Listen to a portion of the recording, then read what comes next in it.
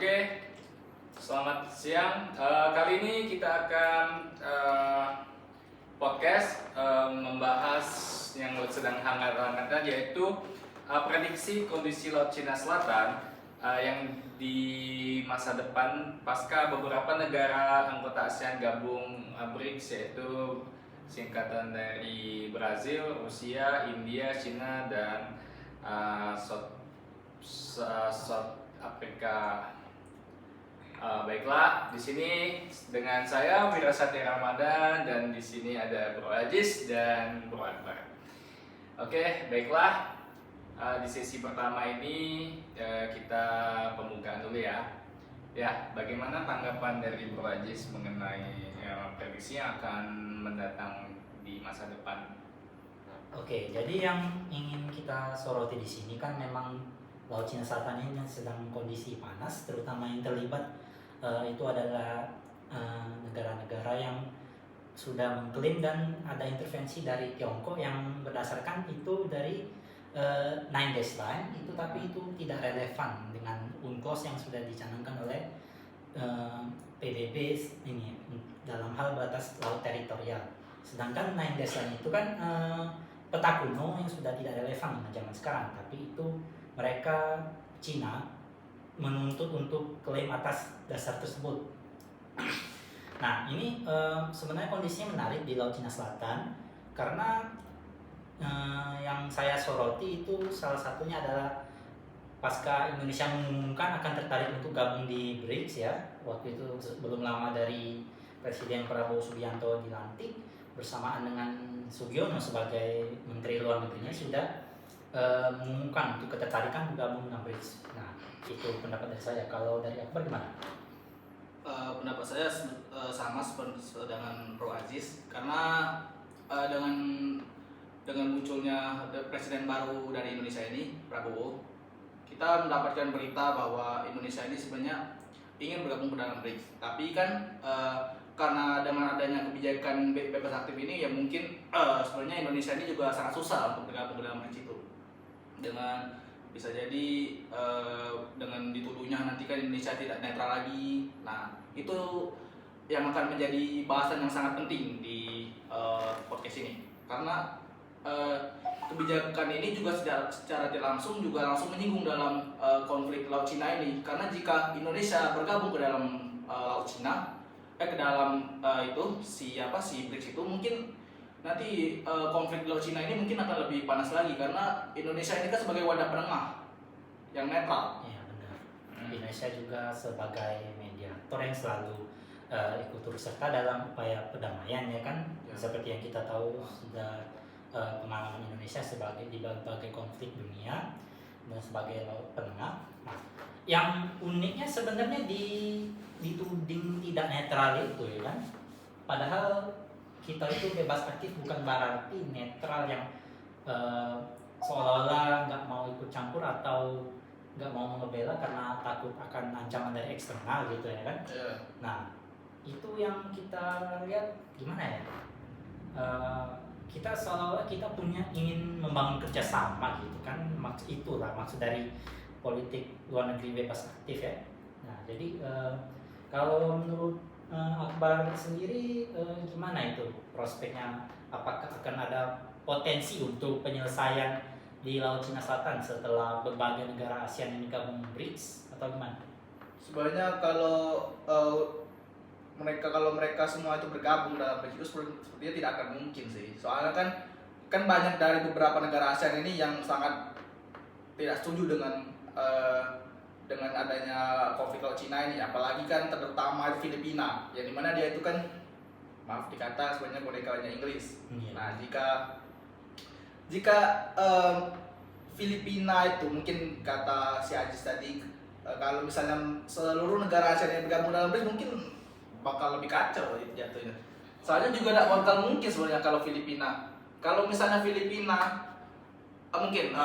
mungkin kalau misalnya negara ASEAN ini yang bergabung ke BRICS kecuali Filipina, ya mungkin bakal lebih kacau lagi. Mungkin Amerika mungkin lebih turun tangan lagi, bakal ikut campur lebih jauh. Iya, bakal lebih, mungkin ada alutsista yang kapal perang atau makan lebih lah bakal turun ke Laut Cina itu, menyebabkan konflik yang makin memanas, mungkin bisa jadi nanti bisa jadi perang. Iya. Oke. Jadi sudah kita dengar tadi teman-teman bahwa Bro Ajis tadi menjelaskan tentang awalnya tadi, dan Akbar tadi udah lebih banyak menjelaskan. Gini Bro Ajis, tadi jadi kan Cina ini kan kalau di BRICS itu anggaplah sebagai kunci utamanya di BRICS lah. Nah, bagaimana kalau dia di Laut Cina tuh lebih menguasai itu, udah apa di terus menerus di hegemoni di kawasan itu? Iya, karena kan seperti yang kita lihat ada kesepakatan yang kita patuhi bersama dari UNCLOS itu ya kan. Nah, kalau seandainya ini sebenarnya nggak perlu diperpanjang, tapi Tiongkok itu berusaha keras itu loh, mengklaim area sebagian besar Laut Cina Selatan itu yang berdasarkan peta kuno gitu loh, yang itu yang nggak masuk akal. Kalau Benar. ya kalau Tiongkok aja mau ikut dan setuju untuk diskus nih beberapa negara yang sudah ikut aturan UNCLOS di Laut Cina Selatan itu. Nah dari diskusi itu aja sebenarnya sudah bisa dicari penyelesaian yang mungkin nggak win-win solution lah, yang minimal compromise kalau kita lihat dari penyelesaian konflik ya kan. Benar. Ya, Ya, ada yang ditambahkan dari Bro Akbar? ya sebenarnya ya bisa, kecuali kalau misalnya Cina itu tidak menggunakan nine dash line itu kan, dia mengikuti kebijakannya UNCLOS itu kan mungkin tidak bakal terjadi. Tapi karena Cina ini kan sangat bersusah payah ingin membenarkan fakta bahwa Laut Cina Selatan itu punya dia, kan jadi susah dong. Oke.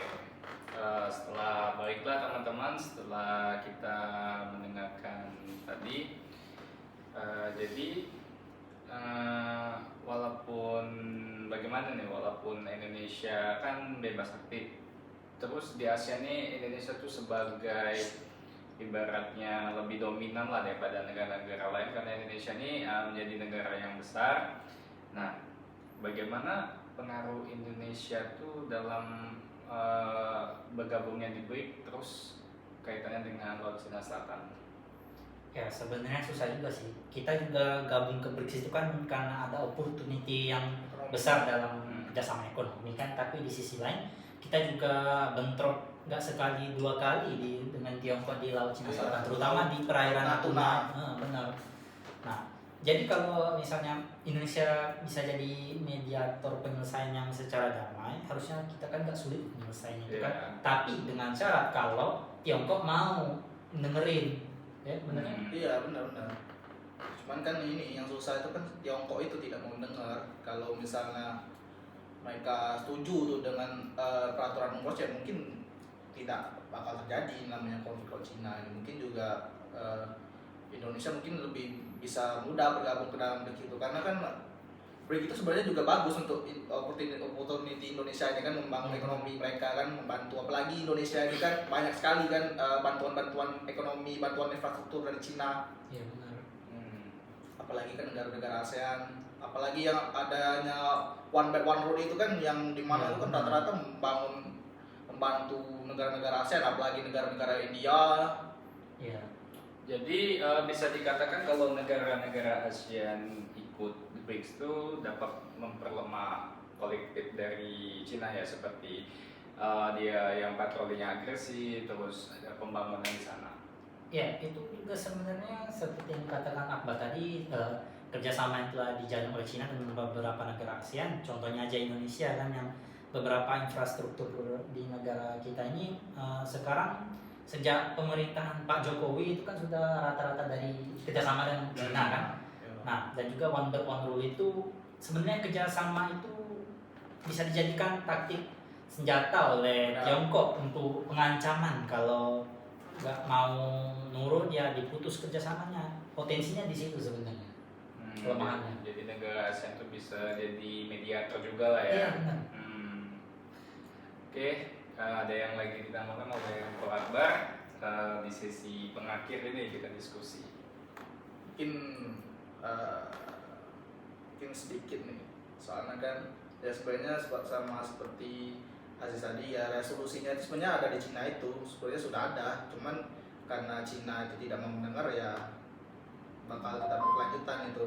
Apalagi dengan adanya Amerika kan memperebutkan memperebutkan antar kekuasaan mereka kan, ada apalagi karena perangnya pengaruh politik, apalagi ideologi mereka itu kan, makanya sulit untuk membereskan. Apalagi kan Indonesia ini kan dia untuk ekonomi sebenarnya tidak dekat dengan Amerika, mereka itu lebih ke keamanan, ke alutsista, bukan ekonomi. Tapi bagaimana kalau negara Filipina yang dekat dengan Amerika itu? Itu bisa jadiin jembatan oleh jembatan oleh Filipina untuk Amerika intervensi, karena kan punya kepentingan. Seperti yang saya jelaskan tadi itu, Filipina itu jembatan Amerika. Kalau misalnya kalau misalnya Filipina itu bukan bonekanya Amerika, ya mungkin tidak bakal bisa Amerika intervensi, soalnya kan bakal jauh itu, kan di arah Pasifik. Oke. Baiklah teman-teman, inilah hasil dari diskusi kami. Jadi mengenai prediksi Laut Cina Selatan, bahwa beberapa negara ASEAN itu bergabung ke BRICS tadi. Jadi sebenarnya tuh setiap negara itu harus memainkan peran yang strategis untuk sebagai mediator. Namun harus juga berhati-hati agar tidak terjebak dalam kepentingan dari satu pihak. Terus pendekatan diplomatik dan hukum adalah menjadi kuncinya, meski memerlukan komitmen kuat dari seluruh pihak yang terlibat. Ya, dari Bu Rajes ada yang sebagai penutup, ada yang mau disampaikan lagi? Yang ingin saya sampaikan satu, kalau Cina bertekad untuk mendengarkan, udah selesai masalah di Laut Cina Selatan, kemungkinan besar akan selesai secara damai dan tanpa konflik militer. Itu saja. Oke, baiklah teman-teman, inilah akhir dari podcast kami mengenai prediksi BRICS, beberapa anggota ASEAN bergabung dengan BRICS untuk pasca anggota ASEAN sudah bergabung dengan prediksi BRICS Laut Cina dan Selatan. pas untuk Laut Cina Selatan. Baiklah teman-teman, terima kasih. Wassalamualaikum warahmatullahi wabarakatuh.